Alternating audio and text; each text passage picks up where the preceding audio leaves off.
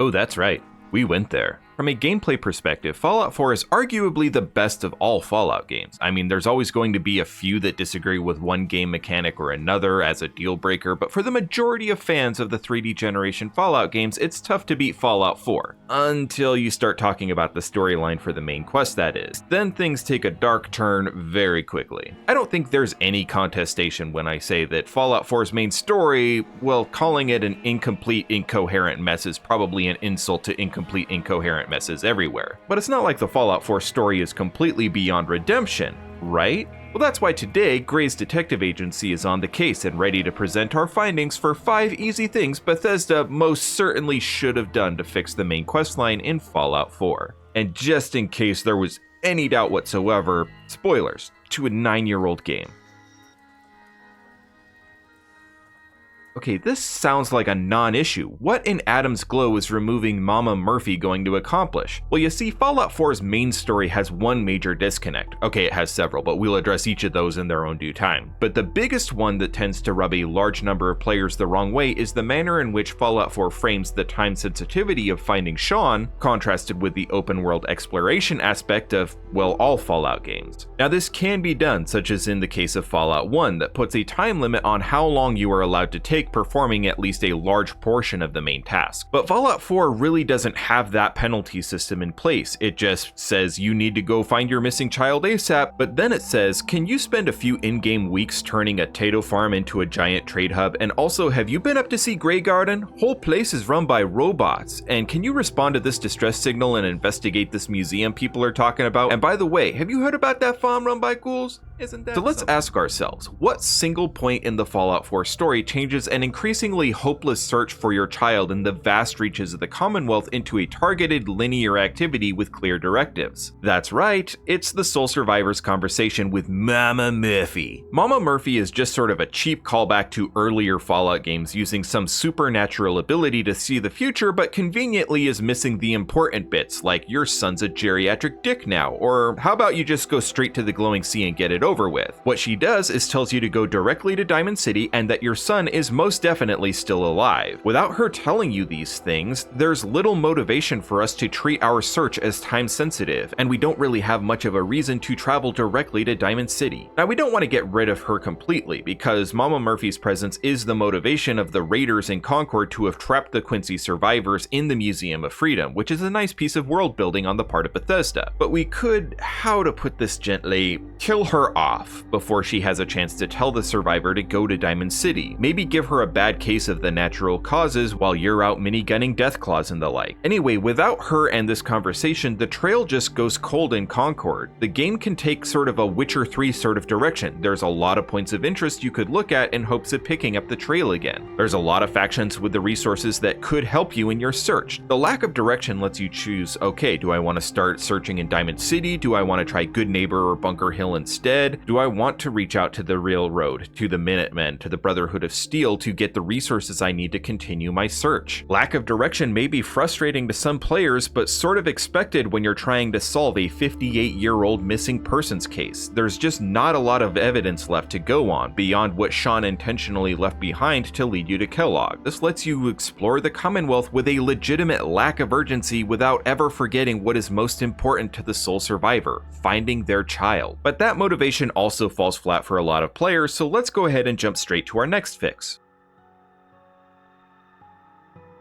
The point of tutorials is they're supposed to happen very early in-game to help you figure out the controls and mechanics early enough that you can get into enjoying the rest of the game as soon as possible. But certain things like the settlement building tutorial don't really occur until after about 1 to 3 hours of gameplay, depending on how slow of a player you are and whether you're playing as stealth, tank, whatever your playstyle is. And that's even assuming that you didn't go off the beaten path and start exploring the various markers on your HUD. Now, the tutorials are not the actual issue here, they are the fix. You see, the main problem that many players have with the sole survivor is that they are expected to empathize with the sole survivor. I have a whole video about that here. They have just witnessed their spouse murdered in front of them and their child taken. But when our only exposure to our spouse is a few offhand comments, some kissy-wissy, schmoozy-woozy compliments in front of the bathroom mirror, and a single conversation, and considering the extent of our interactions with the infant Sean is tickling him and spinning his mobile, it's just not enough to get many players emotionally invested in the sole survivor survivor's circumstances. What the Soul Survivor needs is just more time for players to get to know them, their family, their hopes, fears, and desires. The prologue is simply too short to accomplish that, but if we move tutorials to the prologue, that could give us the time we need to start caring about the Soul Survivor. Instead of starting our game on the Saturday morning of October 23rd, 2077,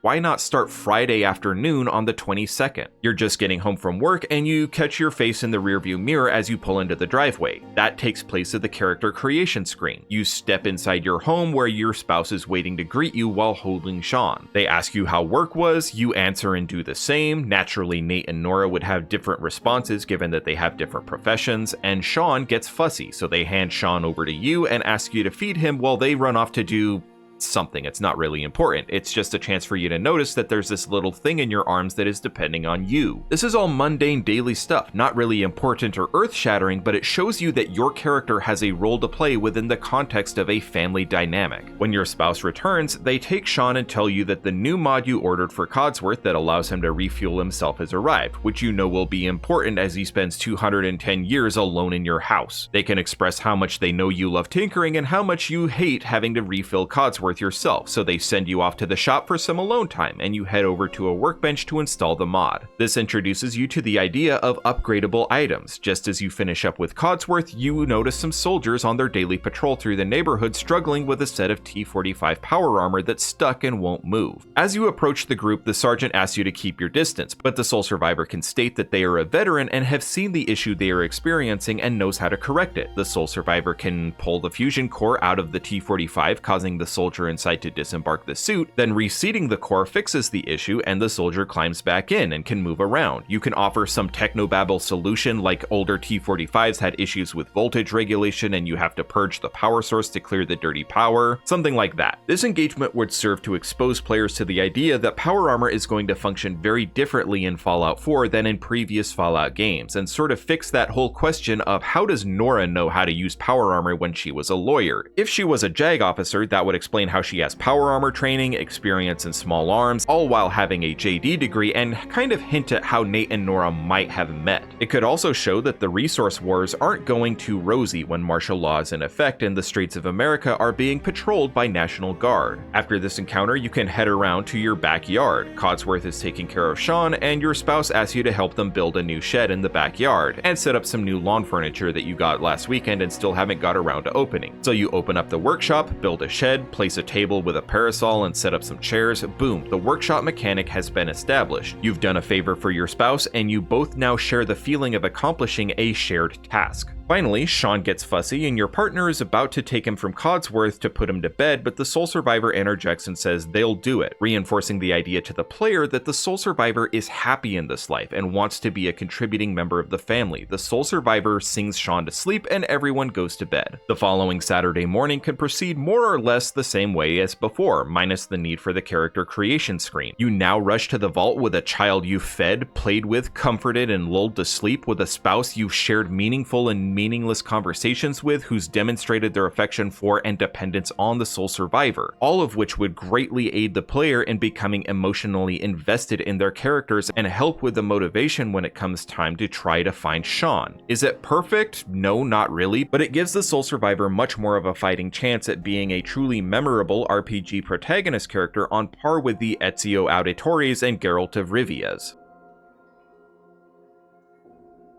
Another major issue that players have with the Soul Survivor is the fact that not once do they question whether their child is even alive and whether they are still an infant, at least not until their quest to explore Kellogg's memories, but even then they see a child that looks 10-ish years old. Now they unquestioningly assume that 10 years have passed since Sean was taken. There are three key things that Bethesda could have done to both allow the Soul Survivor to convey to the player that they aren't a clueless moron and continue to pursue their quest, because at the very least they need closure on this deeply personal matter. After completing When Freedom Calls, when our removal of Mama Murphy creates a dead end in our search, this would have been a perfect time for the Soul Survivor to drop to their knees, overcome with grief, and decide to go pay our final respects to our spouse, who, you know, we just sort of left in the vault with barely a passing thought. On your way back to Vault 111, you can pick some bloodleaf, some thistles, some hub flowers, mutated fern flowers, and place a bouquet of flowers at the base of your spouse's cryopod. You can acknowledge that you don't know how much time has passed, that you don't know where to start looking for Sean, whether he's even still alive. You don't know how you're going to be able to go on without them, but you vow to them that you will never stop searching for the child you made together. Your open world exploration incentive remains intact while your search for Sean also is still on the table. It's just a lot more open-ended. The second event is much more simple. After Kellogg's memories of taking care of Sean have been revealed, the sole survivor would have reason to believe that Sean's at least 10 years old, but there's also not really a date stamp on any of those memories either, so there's a real possibility that Sean's even older. After all, Kellogg did taunt them, saying that their kid was quite a bit older than they were probably expecting. That would cause anyone doubts. It would have been nice if they confided in Piper or Nick, or hell, even Dogmeat, just as a means of exposition, that they are beginning to lose hope that Sean's even still alive, or whether they should continue the search, because even if he's still alive, there's a very real chance that Sean could be much older with a family of their own, that they could be bitter about their upbringing, could blame you for not protecting him, or could have genuinely been raised by someone else who treated him as their own. Would he be able or even willing to reciprocate their feelings? To that end, it should have been no surprise to the sole survivor when Father says that he is Sean. Just because they aren't surprised doesn't mean it can't be a cathartic moment. The third and final event is that instead of the generic cutscene that is almost universally reviled by Fallout 4 players that plays at the end of the main quests, it would have been much better to allow the sole survivor to choose a permanent burial site for their spouse. Maybe somewhere close to Sean, maybe in Wildwood Cemetery in a family plot, maybe in the backyard of their pre-war home, maybe somewhere of the sole survivor's choosing, in a small ceremony attended by all of the surviving companions they recruited along the way. The sole survivor can say some parting words to their spouse, acknowledging Sean's fate, the path they've chosen, and their plan for the future, whether they need to move on and say goodbye, or conversely, whether they can't find a way to move forward. At the end, they can turn and walk away while their companions respectfully watch them leave in silence. The game doesn't have to end there. The next time you fast travel away, all of your companions can return to their previous locations, and Fallout 4 can do its usual post-game time-wasting pointlessness. It just seems like a much more personal goodbye than "the world has changed but war never changes" Brahmin plop that we got. If you're going to write a story set around a defined protagonist, you have to acknowledge your protagonist in your conclusion. With all of these missed opportunities, it's easy to get tunnel vision and forget the opportunity to target the like button in VATS and sink some AP into that sucker. Viewer engagement is a metric we use to determine the sort of content that provides the most value to you, a random person on the internet who has the power to choose whether I can afford the upkeep on my pre-war home this month. Please, thank you, and now on with our list.